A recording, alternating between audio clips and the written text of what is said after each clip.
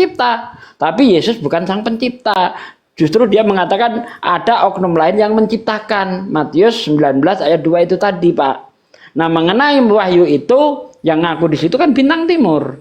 Nah, itu perlu dipertanyakan lagi. Ketika dia hidup sama sekali tidak pernah mengajarkan dirinya Tuhan, kok tiba-tiba di wahyu yang melalui mimpi Yohanes dia ngaku Tuhan. Ini aneh gitu loh. Ini nggak sinkron dengan pengajaran dia ketika dia hidup selama 33 tahun itu. Nggak sinkron, Pak. Waktu dia datang pertama nggak pernah mengajarkan bahwa dirinya Tuhan, tiba-tiba dia ngaku Tuhan. Ini perlu dipertanyakan lagi ayat itu. Ya, jadi kita konsentrasi kepada topik apakah dia Maha Pencipta dan juga apakah dia berkata bahwa dia itu Tuhan. Ya, seperti yang saya katakan tadi, masalah Tuhan. Dia berkata, aku akan menjadi Tuhannya. Jadi itu Yesus yang berkata-kata, walaupun itu bukan mimpi ya. Jadi Yohanes itu nggak mimpi itu. Yohanes itu dapat penglihatan, jangan salah sangka, itu bukan mimpi. Jadi Yohanes dapat penglihatan, dia bertemu dengan Yesus dan itu berbicara dengan Yesus. Jadi kata-kata yang berkata bahwa siapa yang menang dia akan memiliki semuanya ini dan aku akan menjadi Tuhannya dan dia akan menjadi anakku. Itu tinta merah, jadi itu memang benar-benar kata-kata Yesus. Masalah itu ditolak, itu nggak jadi masalah. Yang jelas saya sudah mencerahkan pada khususnya yang di bawah ya. Terus mengenai Maha Pencipta, apakah Yesus itu Maha Pencipta? Iya, ada di Kolose 1:15 dan 16. Silakan dicek sendiri kalian semua yang di bawah. Kolose 1:15 itu ia adalah gambar Allah yang tidak kelihatan, yang sulung lebih utama dari segala yang diciptakan. Itu dia bukan menciptakan, Pak. Justru di situ Yesus itu prototokos. Coba cek bahasa Yunaninya. Prototokos, prototype. Yesus itu adalah contoh sebelum Tuhan itu menciptakan. Jadi Tuhan itu menciptakan gambar atau contoh terlebih dahulu yaitu Yesus, barulah menciptakan segala yang ada ini. Makanya nanti kita lihat di dalam Wahyu 3 ayat 14, di situ dikatakan dan tuliskanlah kepada malaikat jemaat di Laodikia, inilah firman dari Amin saksi yang setia dan benar, permulaan dari ciptaan Allah. Jadi Yesus itu permulaan dari ciptaan Allah. Untuk apa? Sebagai prototype, prototokos. Cek bahasa Yunaninya, Pak. Itu ada kata prototokos itu, Pak. Nggak ada kata-kata Yesus diciptakan satu. Kedua, kamu ayat 16-nya nggak dibaca, coba. Silakan dibaca. Iya, kalau kita baca di ayat 16-nya itu dan seterusnya bahwa Tuhan itu menciptakan ini untuk Yesus. Tanpa Yesus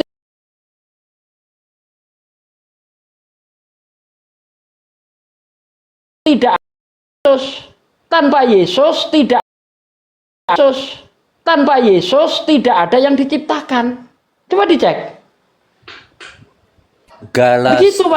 Dengarkan. Segala sesuatu diciptakan oleh Dia. Yang dimaksud Dia adalah Yesus Kristus. Tuhan Yesus Kristus. Bukan, Pak. Itu Dia itu di situ Tuhan. Karena di Yesaya 44 ayat 24, Tuhan menciptakan seorang diri, nggak pakai Yesus.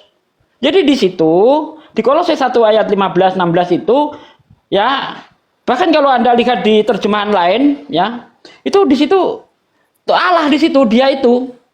Jadi Allah menciptakan segala sesuatu untuk Dia. Bukan Allah. Allah itu tidak menciptakan apa-apa. Di Pak, saya berbicara terjemahan yang lain. Di ERT ya, contohnya. Itu saya tolak itu. Ya terserah. Saya kan bicara terjemahan lain, Pak. Terjemahan lain di situ Dia di situ diganti Allah. Artinya bukan Yesus di situ. Gitu loh. Jadi yang benar adalah segala sesuatu diciptakan oleh Tuhan untuk Yesus. Tanpa Yesus tidak ada sesuatu pun yang jadi. Sama seperti di dalam kepercayaan Muslim. Kalau Allah itu tidak menciptakan Nabi Muhammad, Allah tidak akan menciptakan dunia dan segala isinya. Ya, itu di kepercayaan Muslim seperti itu, Pak. Ya, tetapi jangan lupa itu perikop itu tidak sedang membicarakan Bapa atau Tuhan ya. Perikop itu sedang membicarakan pribadi Yesus, Tuhan Yesus Kristus. Silakan dilanjut. Memang ini Kristen terbagi-bagi, Pak. Dia ada yang pakai Allah, ada yang enggak. Iya. Memang. Lanjut. Jadi bentar Bang Andi ya. Karena di dalam dialah telah diciptakan segala sesuatu yang di surga dan yang ada di bumi, yang kelihatan dan yang tidak kelihatan. Baik singgasana maupun kerajaan, baik pemerintahan maupun penguasa. Segala sesuatu diciptakan oleh Dia untuk Dia. Nah ini dia. Ya, segala sesuatu diciptakan oleh Tuhan untuk Yesus, Pak. Di situ, Pak. Gitu loh. Makanya tadi saya bawa terjemahan yang lain, ya. Di Jadi saya peringatkan satu kali lagi, khususnya yang di bawah ya. Itu satu perikop itu cuma sedang membicarakan pribadi Yesus, Tuhan Yesus Kristus, dan siapa Tuhan Yesus Kristus dan apa yang telah Dia ciptakan. Tidak membicarakan tentang Bapa ataupun Tuhan atau siapapun juga. Itu sedang membicarakan tentang Yesus, dan yang dia itu merujuk kepada Yesus dan tidak merujuk kepada orang lain. Silakan dilanjut. Ya, coba diperhatikan di situ. Diciptakan oleh Dia untuk Dia. Itu ada dua oknum di situ, Pak. Diciptakan oleh Dia kita beda pendapat untuk udah. Dia. Itu ya, jadi ya kita beda udah. pendapat. Kita saling menghormati aja. Bagi saya itu satu oknum, dia itu cuma satu oknum yang kalau kamu bilang dua oknum nggak apa-apa, nggak jadi masalah. Biar yang di bawah belajar. Silakan dilanjut topik lainnya.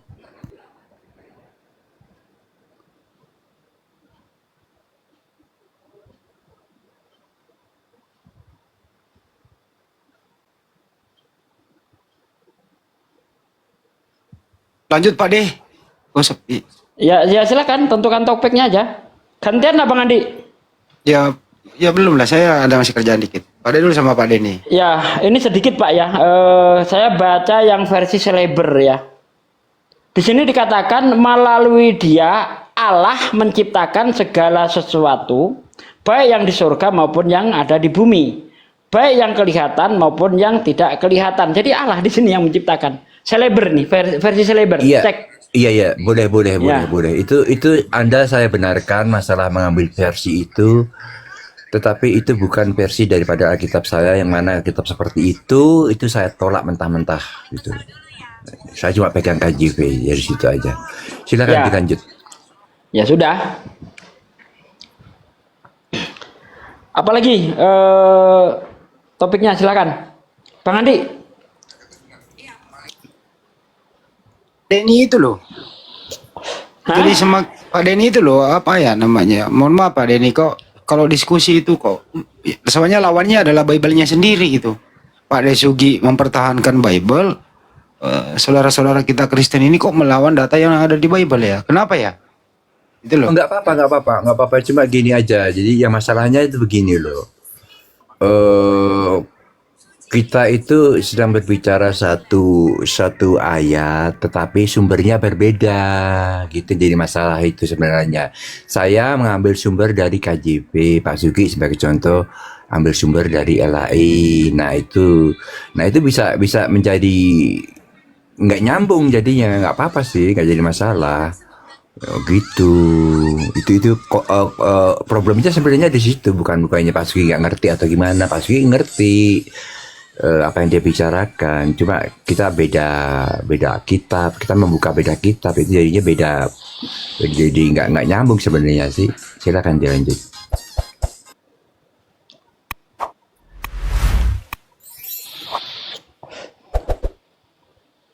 Saya kan banyak menolak ayat-ayat dari LAI karena bisa menyesatkan bangsa, itu ya saya gitu, makanya itu saya nggak pegang LAI. Kan gue bilang juga apa? Kristen luar negeri beda sama Kristen dalam negeri. Itu loh Pak Kris, ditanggapi Pak Kris. Kenapa Kristen luar negeri beda sama Kristen dalam negeri? Silakan Pak Kris. Dibuka mic-nya.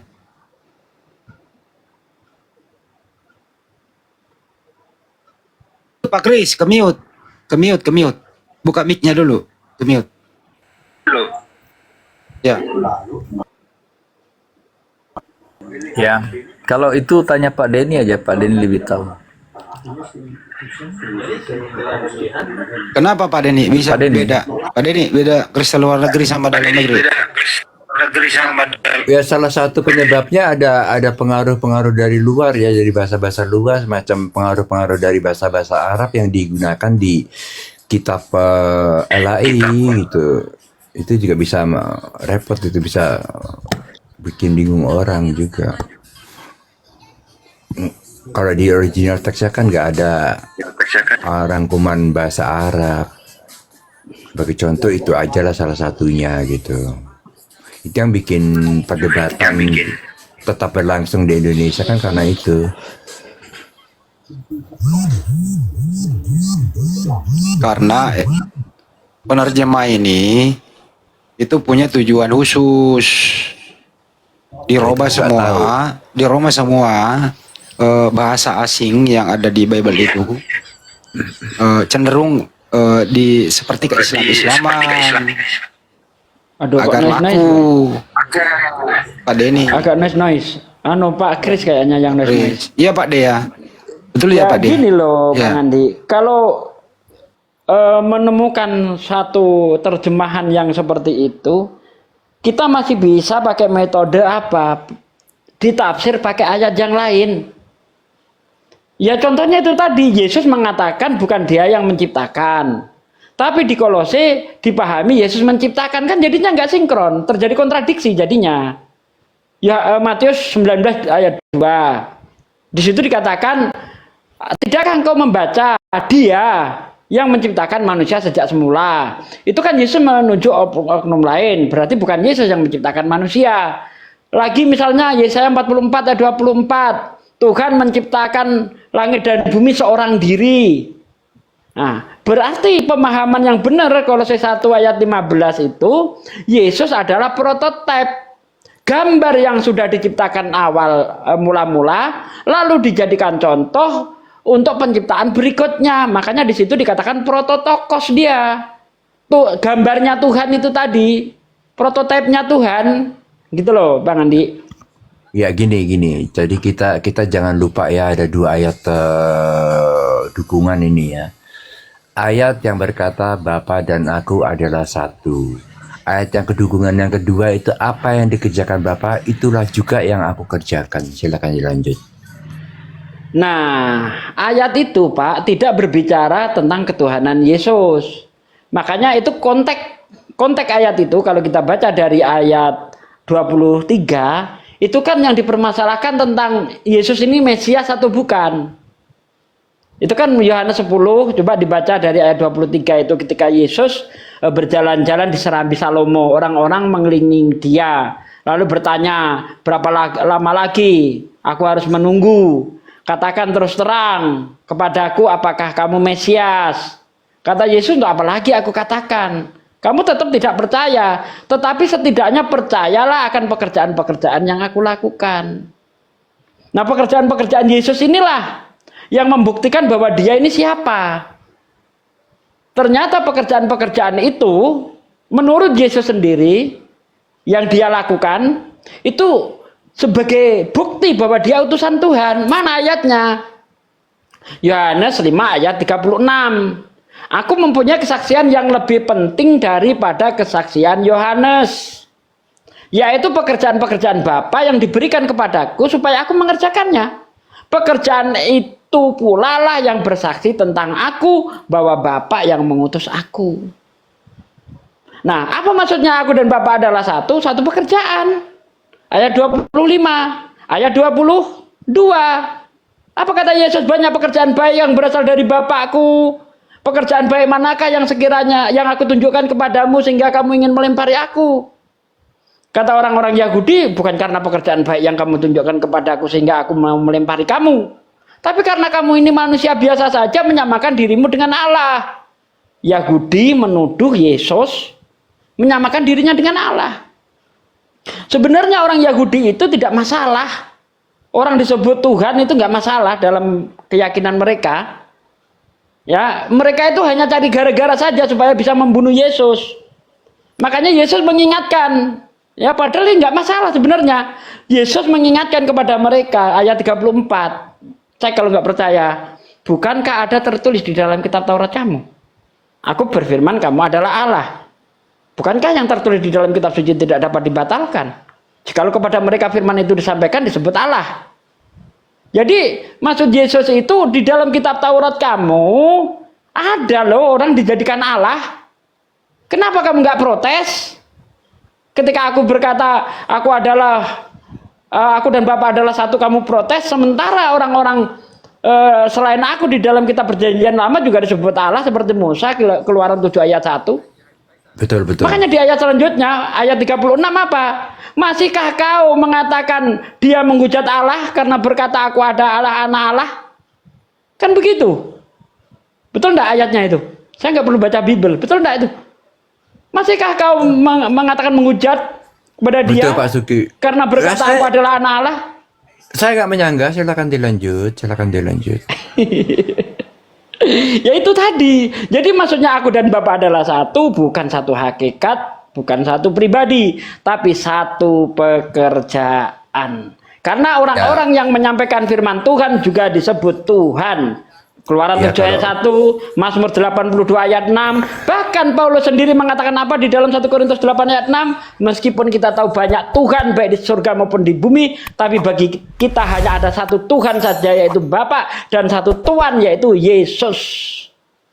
Kembali kepada arti daripada Bapa dan Aku adalah satu. Itu Pak Suki tidak saya salahkan, cuma kurang ya. Jadi jangan saya maksud gini. Yang dimaksud Bapa dan Aku adalah satu itu bagi saya itu adalah memang benar satu pekerjaan, karena apa yang dikerjakan Bapa juga dikerjakan Yesus, apa yang dikerjakan Yesus juga sama dikerjakan oleh Bapa. Tetapi tambahannya dari Aku itu yang dimaksud dengan satu itu ya satu ketuhanan, satu kemuliaan, dan satu kemahakuasaan. Silakan dilanjut. Tidak, Pak, karena nanti orang-orang yang kita beda Iya, pendapat. enggak apa-apa. Saya bawa ayat yang lain, misalnya di dalam Yohanes 17 ayat 21. Di situ orang-orang para murid yang sudah mengikut Yesus, yang juga melakukan pekerjaan-pekerjaan seperti Yesus, itu juga satu di dalam Bapa. Ya, satu di dalam Bapa. Jadi satu di situ murni satu pekerjaan, bukan satu ketuhanan, tidak. Coba dicek Yohanes 17 ayat 21. Itu satu ketuhanan itu karena itu disematkan hanya khusus untuk Kristus. Yang satu dengan manusia lainnya itu memang satu pekerjaan.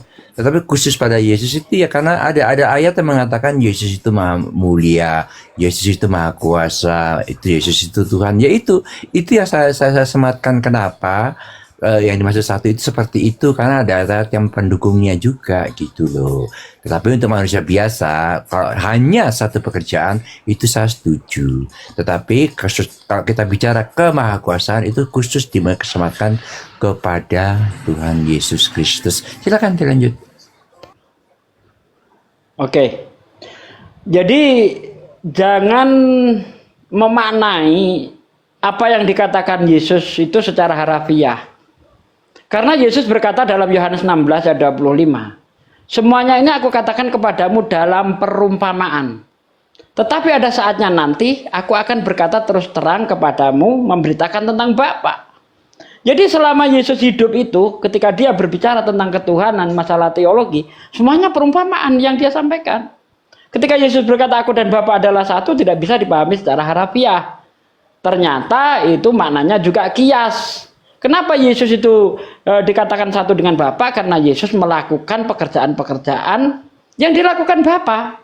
Bahkan Yesus mengatakan apa? Jika kamu percaya kepadaku, kamu akan melakukan pekerjaan-pekerjaan seperti yang aku lakukan. Bahkan lebih besar daripada yang aku lakukan. Itu kata Yesus. Iya kan? Jadi ini berbicara tentang visi misi. Tuhan menghendaki orang-orang Yahudi itu kembali kepada pengajaran Musa yang sudah mereka selewengkan, mereka munafik, tidak mau menjalankan lagi. Yesus ingin mengembalikan mereka kepada ajaran Tuhan yang benar itu. Ya, demikian juga Yesus. Yesus juga diutus untuk mengajak orang-orang Farisi itu orang-orang Yahudi itu kembali kepada pengajaran yang benar karena mereka sudah banyak melakukan penyelewengan. Gitu loh. Mereka percaya Tuhan itu hanya satu, tapi pada prakteknya adalah nol. Ya, mereka itu lebih bangga dengan tradisi-tradisi nenek moyang, tetapi ajaran Tuhan mereka tinggalkan. Seperti itu, Pak. Silakan dilanjut, saya nggak ada bantahan. Silakan.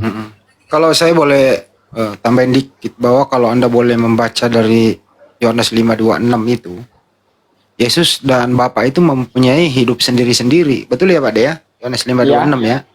Ya, Jadi hidup sendiri-sendiri artinya adalah Yesus itu napasnya sendiri, ya. Sang Bapa ini kekuasaannya sendiri, nggak bisa digabung dempet, kan begitu. Ya. Tapi kalau soal pengajaran ya iya kan gitu. Tapi gini loh Mas Denny sama Pak Kris, bisa nggak sih anak kecil itu, saya itu selalu mewakili anak kecil, jangan didoktrin lah, dipaksakan anak manusia ini adalah Tuhan begitu. Karena ini sebenarnya pengetahuan ini ilmu orang-orang yang dewasa yang pandai bersilat lidah. Kalau anak kecil itu nggak bisa Pak dibohongi itu. Yesus itu Tuhan, Yesus itu Tuhan, nggak bisa. Kenapa? Ya belum waktunya dia menerima doktrin itu gitu.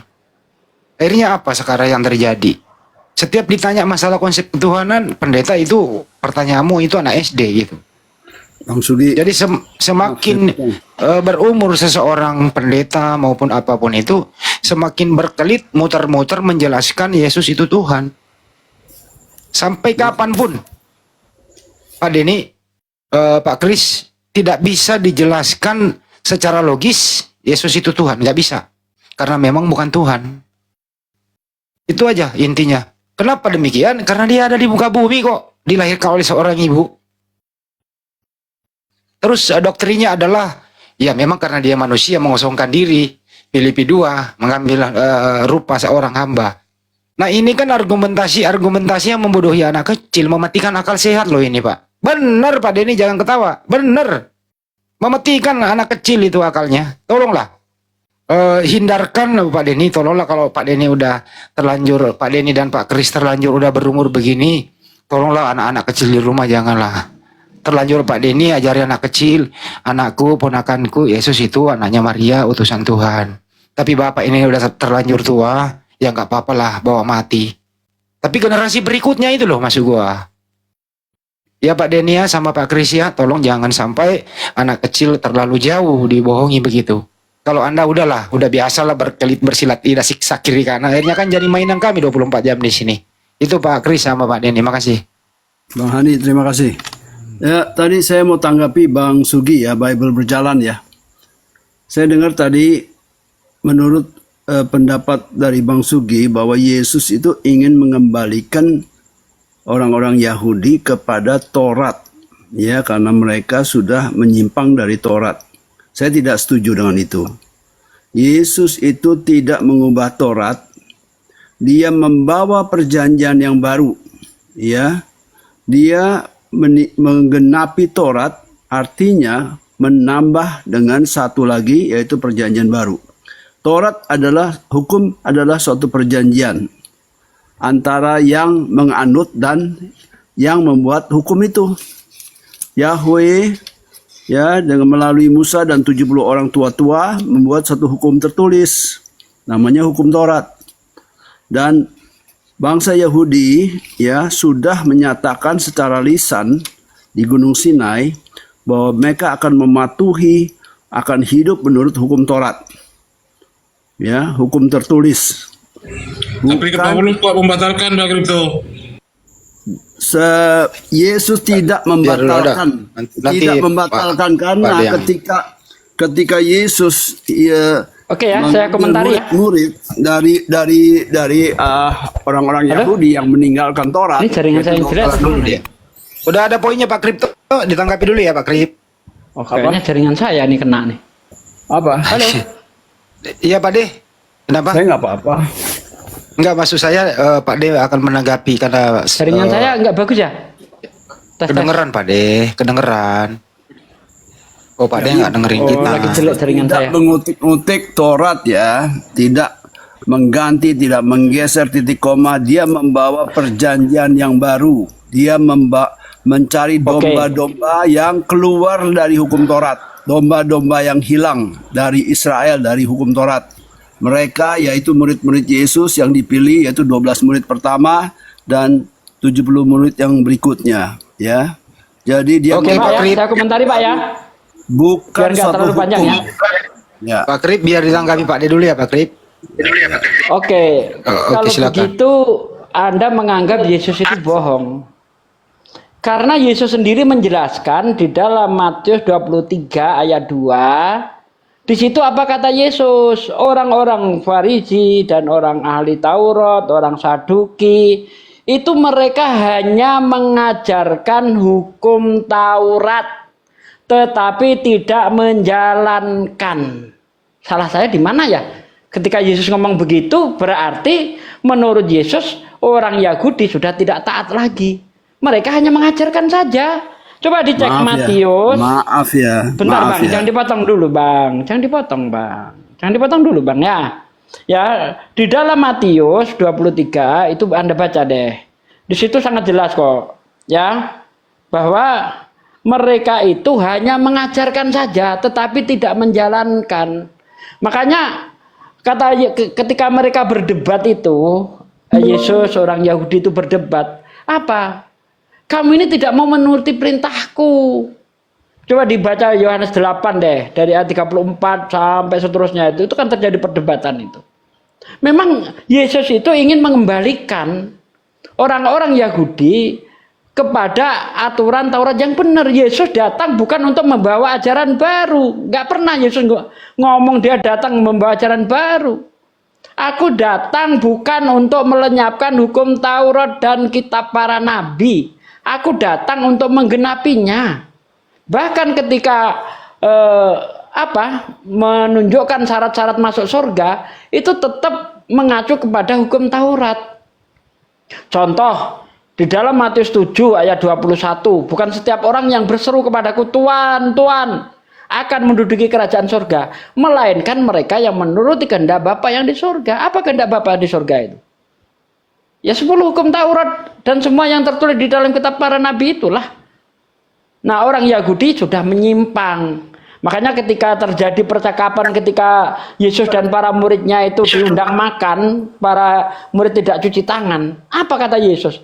Mereka itu lebih mementingkan tradisi-tradisi nenek moyang daripada hukum-hukum Tuhan. Coba dibaca. Betul enggak Pak Kris? Itu yang dikatakan Yesus. Betul. Mereka lebih mementingkan tradisi nenek moyang daripada hukum-hukum Tuhan. Itulah Pak Kris, izin Pak Kris, matiin dulu aja kameranya Pak Kris, biar ya noise. saya matiin ya, biar nggak noise. Ya, jadi Yesus tidak pernah membawa hukum baru, nggak pernah. Yesus nggak mengajarkan itu. Kalau iya, mana ayatnya bahwa yang tadinya orang harus bersunat, dia datang lalu membatalkan sunat. Orang harus beribadah hari Sabtu, dia datang membatalkan ibadah hari Sabtu. Nggak ada di situ. Yesus nggak pernah mengajarkan itu. Itu Pak. Baik, di dalam Kristen tidak ada larangan untuk makan babi. Ya, Kristen. Tidak ada larangan untuk makan udang. Tidak ada keren. larangan untuk makan belut. Tidak ada larangan untuk makan kerang. Itu semua dilarang di dalam Yudaisme, ya. Orang Kristen tidak ada yang bersunat. Ya. Ada orang Kristen yang bersunat adalah mereka yang murtad dari Islam menjadi Kristen, mereka bersunat. Tetapi orang Kristen tidak pernah melakukan sunat kepada anak-anaknya. Ya, anak-anak yang lahir 8 hari disunat seperti Yesus. Tidak. Kami Kristen bukan Yudaisme. Yesus berkata, aku memberikan perintah baru kepada kamu, yaitu supaya kamu saling mengasihi, bukan seperti engkau mengasihi dirimu sendiri, bukan. Sama seperti aku telah mengasihi kamu. Ya, Yohanes 13 ayat 34. Ya, inilah perintahku, yaitu supaya kamu saling mengasihi seperti aku telah mengasihi kamu. Yohanes pasal 15 ayat 12. Inilah perintahku kepadamu, kasihilah seorang yang akan yang lain. Perintahku, bukan perintah Yehova. Ya. Mata ganti mata, gigi ganti gigi. Yesus tidak mengikuti itu. Mencuci tangan sebelum makan tidak juga diikuti. Tidak bekerja dalam hari Sabat tidak diikuti. Mengatakan dia adalah anak Allah itu hujat. Mengatakan aku dan Bapa adalah satu, Yohanes 10 ayat 30, itu adalah hujat. Harus dihukum mati oleh hukum Taurat.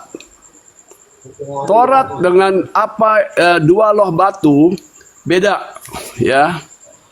Taurat itu adalah hukum tertulis, tetapi kalau dua loh batu itu yang diukir ya oleh Musa, tetapi katanya Yahweh yang menulis, itu adalah firman, ya.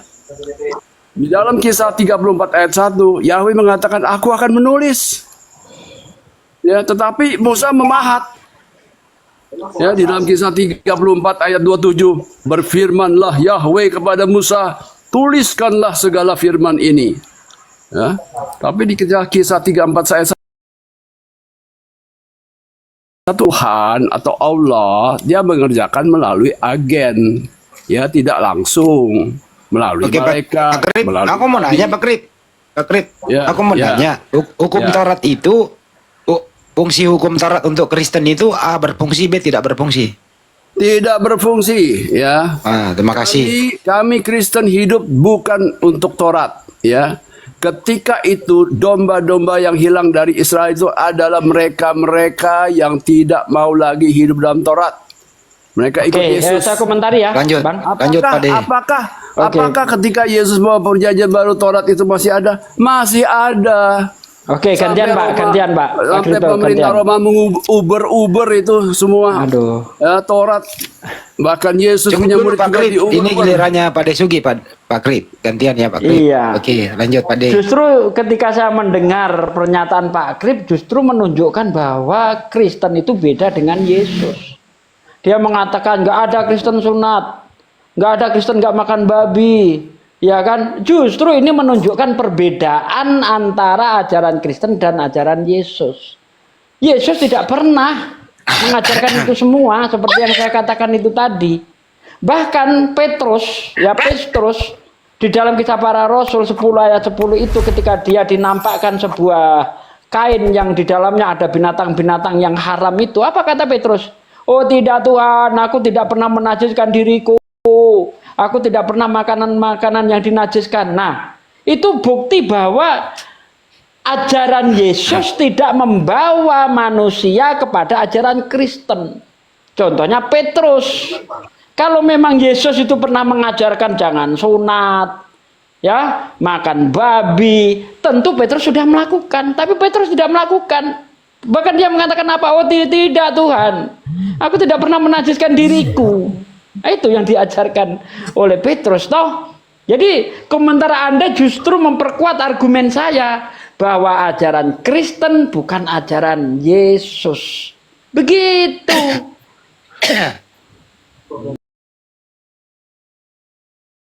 Singkat-singkat aja. Ya. Kalau saya boleh nambah dikit ya, Pak Kris, izin setengah menit. Kalau menurut saya apresiasi Pak Kripto. Pak Kripto ini jelas Kristen banget begitu. Artinya apa? Tidak abu-abu. Ya, Taurat nggak usah dipakai, apa urusan. Efesus 2:15 selesai sudah kan. Mati Yesus, hukum Taurat lewat. Itu satu. Kedua, Pak Krip ya apresiasi.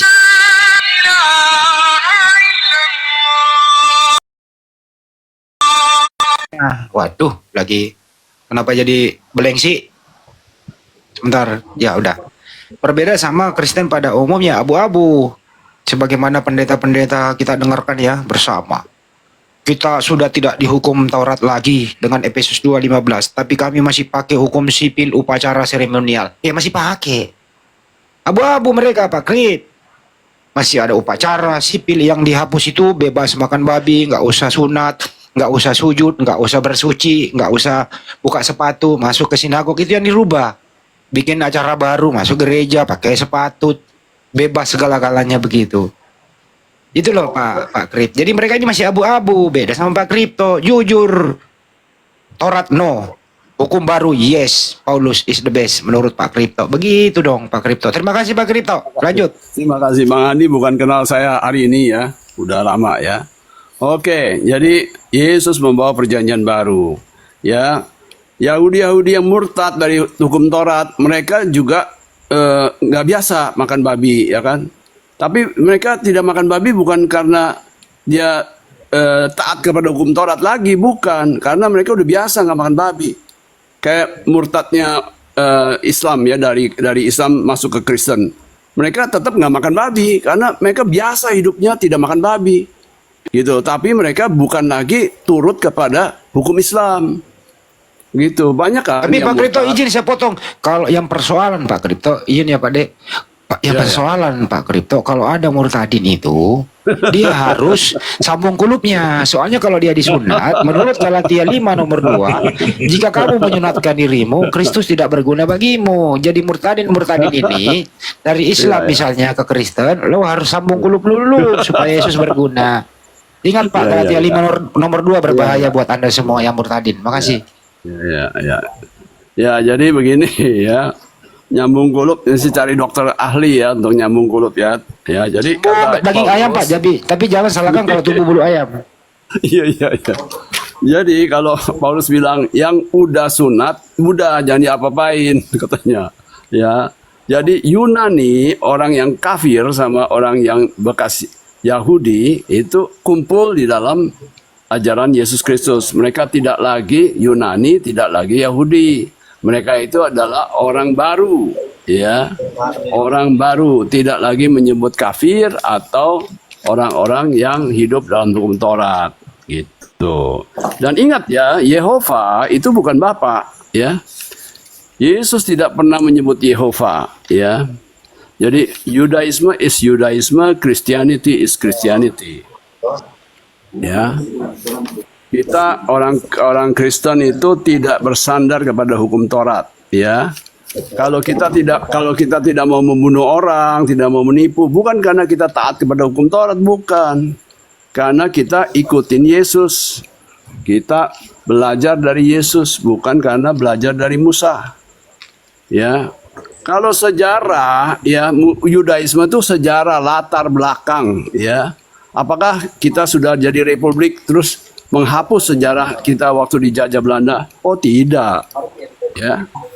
Kita tidak menghapus. Jadi hukum-hukum di dalam pengadilan itu banyak yang sudah tidak berlaku lagi. Apa lantas dibakar? Tidak. Apa dihapus? Tidak juga. Ya. Jadi hadis doif, ya. Apa hadis doif dibakar? Tidak. Hadis-hadis palsu itu disimpan untuk perbandingan.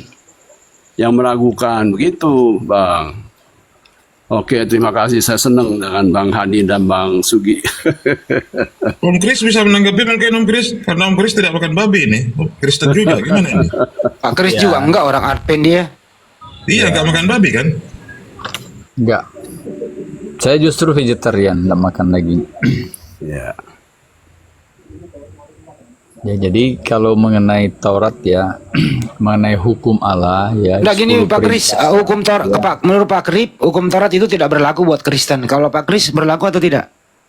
Kalau saya 10 perintah Allah tetap berlaku. Oh, milih-milih. Lanjut. Iya. Abu-abu dia. Hukum moral itu kan diabadikan di ruang maha suci di surga, ditaruh di peti perjanjian, karena memang itu adalah hukum, ya. Itu adalah hukum yang kekal. Makanya Yesus itu mengatakan itu tidak ada yang merubah ya, sampai tidak ada titik iota batal ya sebelum langit bumi lenyap. Karena memang itu diabadikan sebagai tanda perjanjian kekal antara manusia dan Tuhan. Jadi ketika Israel tidak mau menurut hukum, ya kita Kristen harus patuh pada hukum Allah dan kesaksian Yesus.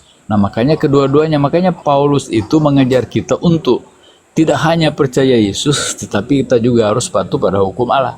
Nah kalau orang Israel hanya andalkan hukum Allah, tidak suka Yesus, ya tidak lengkap, harus kedua-duanya. Makanya di kitab Wahyu dikatakan hukum Allah dan kesaksian Yesus. Pak Kris bisa baca nggak Yeremia 31 Pak?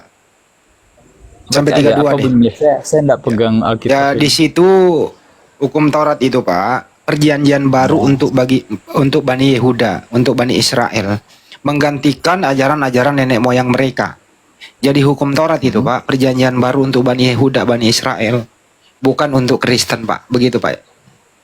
Oh ya, kalau bukan untuk Kristen, untuk apa kita baca Alkitab? Nah, jadi jangan Karena salah Anda, paham soal saya itu. jawab itu.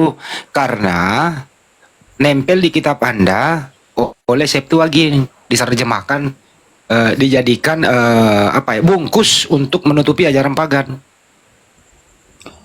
Bener ini, tanya Pak Tidak Kripto. demikian ya. Tanya bener nggak Sebenarnya Pak Kripto? kalau Ya, ya, ya. Nah, Orang tuh ya, bener kan? orang ya, dengar ya. Orang yang nggak, orang agnostik, orang ateis ya, orang Hindu juga tidak bunuh orang sembarangan, tidak nipu, ya kan? Ya, mereka itu apa? Kalau mereka nggak menipu terus mengikuti Taurat, ya, orang Islam juga tidak nipu, ya, tidak mau bunuh orang sembarangan, ya. Kenapa? Apakah dia mengikuti hukum Musa? Tidak. Ya, dia mengikuti wahyu, ya, mengikuti ajaran Al-Quran. Ya, ditanya, apa kamu nurutin Taurat? Tidak, saya mengikuti Allah. Ya kan? Ikutin Yehova? Enggak juga. Apakah Yehova adalah Allah? Bukan, dia bilang. Begitu. Silakan Pak Kris. Yosi ini Kristen apa gimana? Yosi? Yosi masih kayaknya Kristen ini. Yosi masih dibuka mute-nya dulu. Kalau enggak saya ganti dengan Kristen yang lain. Ya udah, silakan Pak Kris. Kita ini serba salah yang ngomong, di protes netizen. Kenapa? Udah jangan diprotes. Jangan diajarin kita. Ada saatnya gitu. Lanjut Pak Kris. Iya, kalau saya tetap berpendirian kedua-duanya ya. Kalau orang beriman kepada Yesus wajib melakukan 10 perintah Allah. Orang yang melakukan 10 perintah Allah wajib beriman kepada Yesus ya. Jadi kedua-duanya. Jadi saudaraku, mengenai kekekalan hukum ini ya, mengenai sabat juga ya, pemeliharaan sabat hari ketujuh itu ya. Kalau di Alkitab memang kalau Allah memang memerintahkan Musa ya supaya bangsa Israel itu memelihara hari Sabat, ya hari Sabat harus adakan pertemuan kudus ya bagi Tuhan.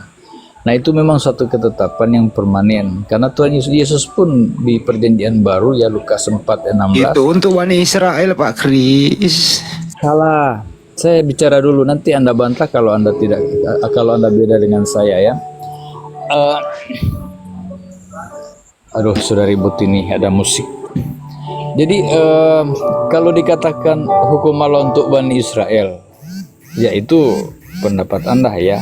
Tapi kalau Yesus tidak berbicara hukum Allah hanya untuk Israel, sebab ketika Yesus berbicara juga dengan orang yang kaya ya, yang kaya yang tidak mau menjual hartanya, itu bicara juga hukum Allah yang dikatakan kehendak Allah itu. Ada beberapa ayat di Alkitab bahwa Yesus mengutip hukum Allah itu tetap berlaku. Jadi setiap orang berbuat dosa melanggar hukum Allah. Ada coba-coba mic temanku itu.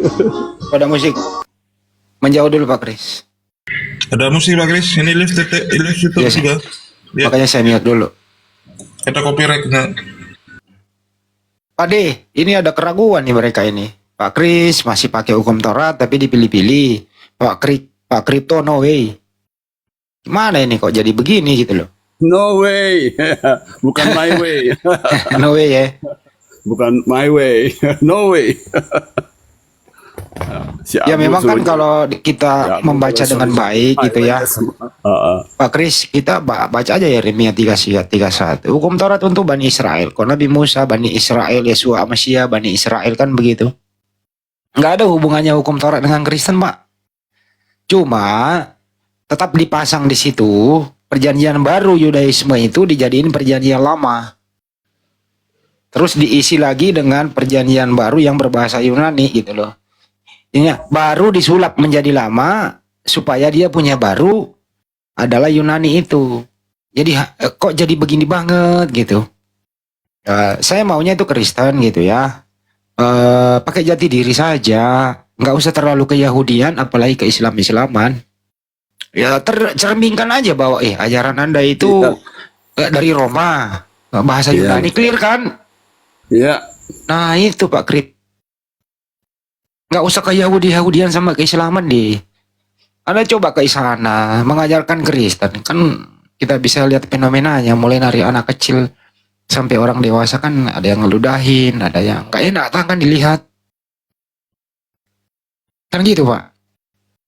Alhamdulillah di Indonesia kami tuh toleran loh, nggak pernah ludah-ludah segala kayak Yahudi. Karena kita ini sebangsa dan setanah air gitu Pak Krip. Bagimu agamamu, bagi kami agama kami, gitu aja. Hilangkanlah semua istilah Islam yang ada di sana. Pakailah logos, pakailah theos, pakailah kurios, pakailah theos, kurios, apostolos, semua gitu loh. Biar jelaskan dari Yunaninya gitu loh. Pak Krip ya, gimana Pak Krip? Setuju nggak Pak Krip? Pak Krip, toh, setuju nggak kalau kayak gitu? Setuju Bang. Terima kasih Bang. Ya, silakan. Ya, orang yang dikuasai oleh dosa disebut hamba dosa. Itu kan Roma pasal 6 ayat 6. Hukum Taurat sebagai hukum Yehova mendakwa orang yang melanggarnya sebagai orang berdosa. Roma 3 ayat 19. Orang yang berusaha tidak melanggar hukum dosa, dia tidak disebut orang benar. Coba baca di Galatia pasal 2:16. Ya. Maka di luar hukum Taurat ada kelepasan, yaitu kelepasan dari apa? Dari dosa dan sanksi-sanksinya. Orang yang tidak hidup di bawah hukum Taurat, dia terlepas dari hukum Taurat itu. Ada kebebasan dari hukuman mati, seperti rajam, seperti yang dilaksanakan kepada Yesus itu.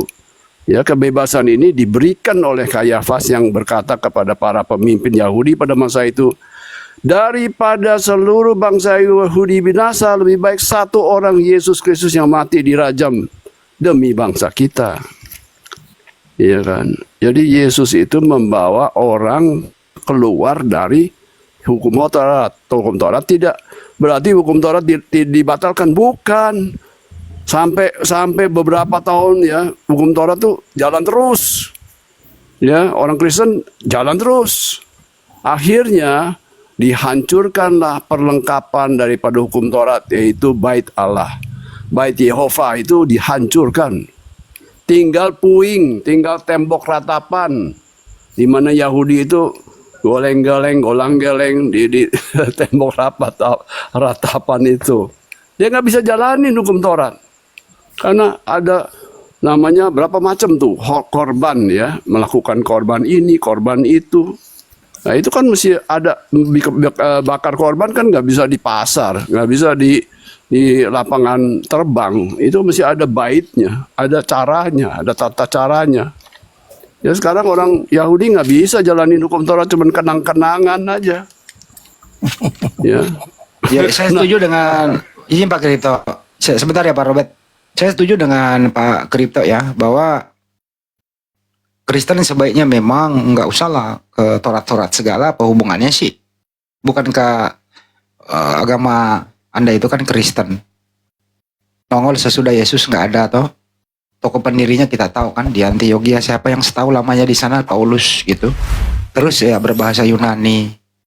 Ya Yunani itu kan identik dengan ada tumbal penebusan dosa, darah manusia gitu loh. Membuat Tuhan baru, yaitu roh, Tuhannya roh gitu.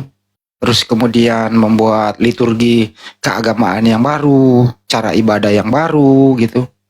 Hukum-hukum, diskresi dibuat oleh bapak-bapak gereja begitu. Lebih baik begitu, Pak Kris. Jadi nyaman Anda hidupnya itu gitu. Tidak perlu diatur. Mau gereja monggo enggak gitu kan, enggak ada hukumnya kan. Kalau enggak pergi gereja hari Minggu kan enggak dosa kan. Mau pergi mau enggak ada kan hukumnya Pak Kris ya. Enggak ada Pak Kris ya kok ini dulu. Enggak ada. Mau pergi enggak ada masalah toh. Enggak ada.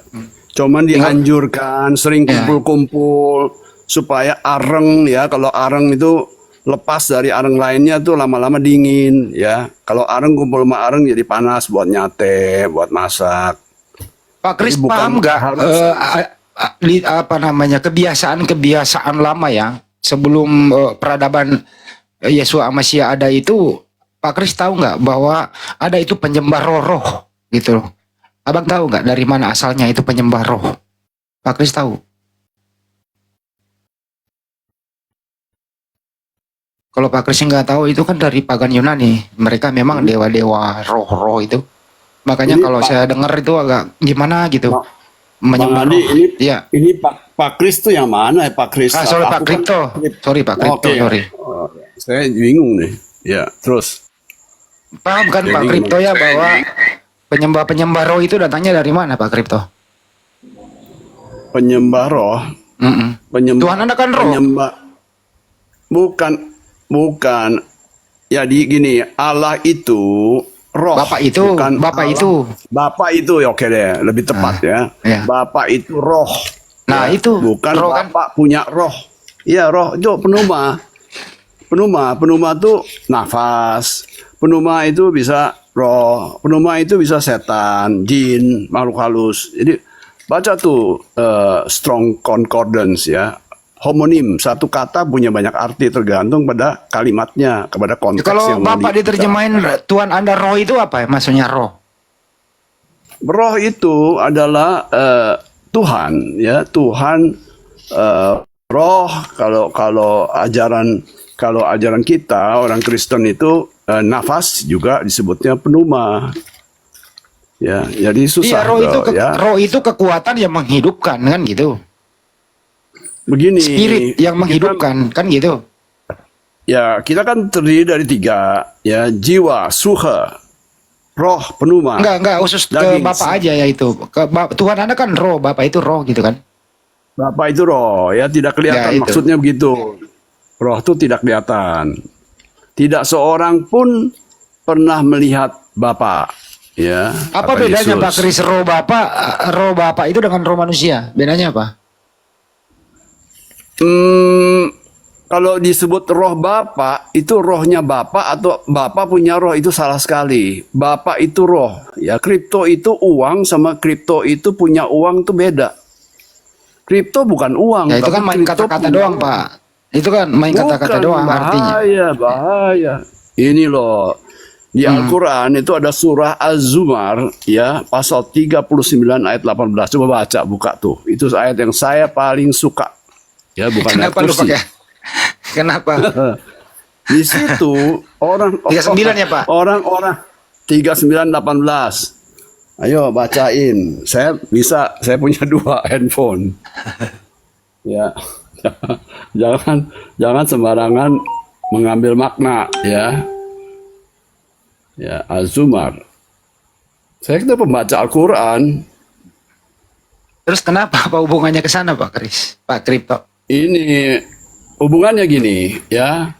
Orang tuh harus kalau baca perkataan, baca firman, baca ayat suci ya, itu jangan main hantam kromo gitu. Mesti ambil. Jadi kesimpulannya makna nih yang Bapak ini roh atau bukan roh?